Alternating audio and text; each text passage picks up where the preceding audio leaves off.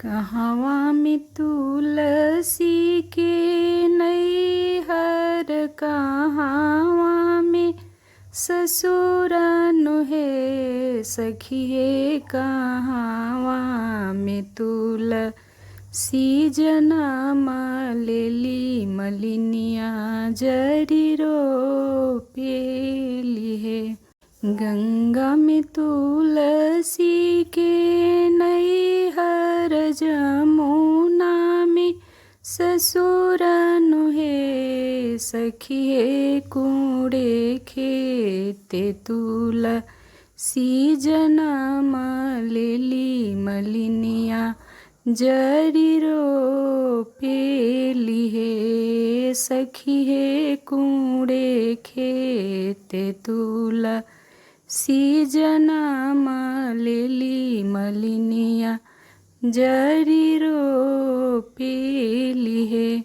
केये चढ़ावेली जलवा त केये से दुरवानु हे सखी हे। केये देखावेली दियरवा त तुलसी आनंद भैली हे सखी हे। केये देखावेली दीपकवा त तुलसी आनंद भैली हे।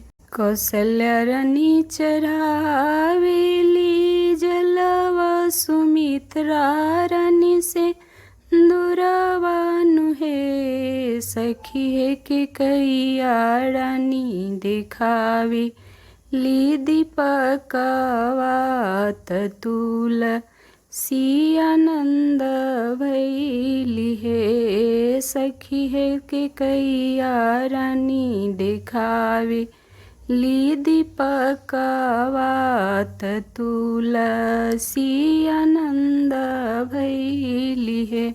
कहवा में तुलसी के नैहर, कहवा में ससुरनु हे सखी हे। कहवा में तुलसी जनम लेली, मलिनिया जरी रोपेली हे।